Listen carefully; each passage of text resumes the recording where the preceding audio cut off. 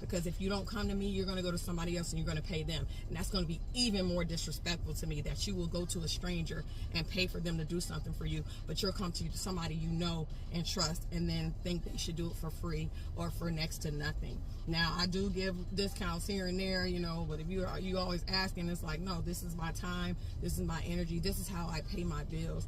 And that's one thing people don't understand about entrepreneur. They should understand, and don't ever think you can count my pockets. It don't matter if you think I got it or whatever. If I'm working, pay me for my services. My own sister pays me anytime I do anything for her. So the expectation that you shouldn't have to pay should be out the door, you know.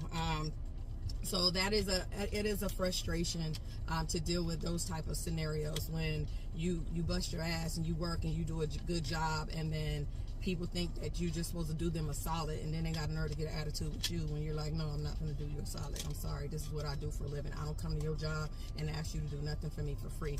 I pay people for anything I ask of them, especially if it's their field of work. I don't expect a handout from anybody.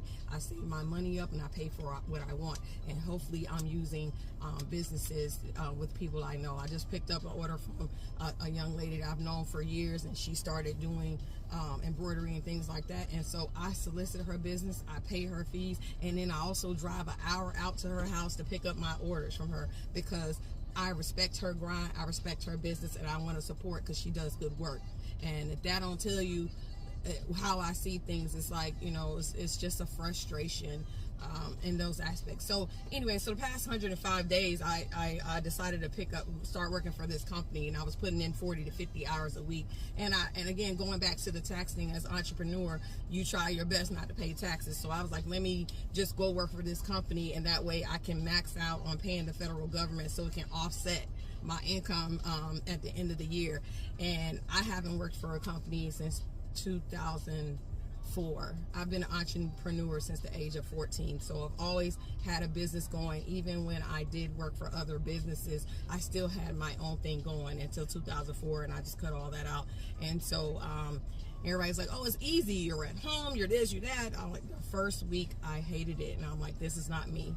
I have to be on the move all the time. I have to be, you know, doing so. I can't just sit still. I don't know what it is, but I had somebody tell me, I don't know how you do what you do. And I'm like, I don't know how you do this. And I'm like, I don't know how you do that. I like being here and not moving. And then everybody is different. And some people have an entrepreneurial spirit, and somebody is a 9-to-5er. Somebody is a laborer. Everybody there's skill sets for different people and different strokes for different folks. We need all of that to make the world go round.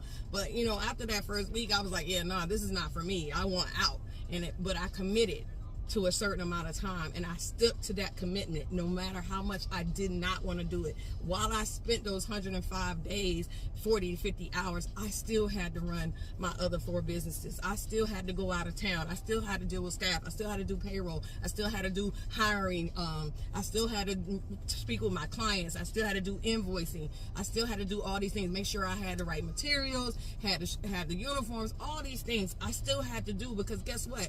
My clients didn't ask me to go get another job, and they're not going to give me a slack or whatever for not doing their stuff in a timely fashion. So bottom line, you know, I took a break.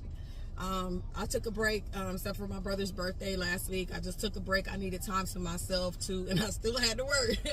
While I took that time to myself, I just needed a mental break and a reset button, and you know, just to get back on the grind. And it's okay to do that reset, but be realistic, you know, especially if you're an entrepreneur. You know, every day off is a day you're losing money, you know. So a lot of things went on this past week. A lot of prayer, a lot of meditating, a lot of, you know, just focusing on what's ahead in the next couple of months, and back to the grind on those businesses. A lot of businesses I don't actively do, but if that phone rings and they ask for that service, because I said I do it, I do it.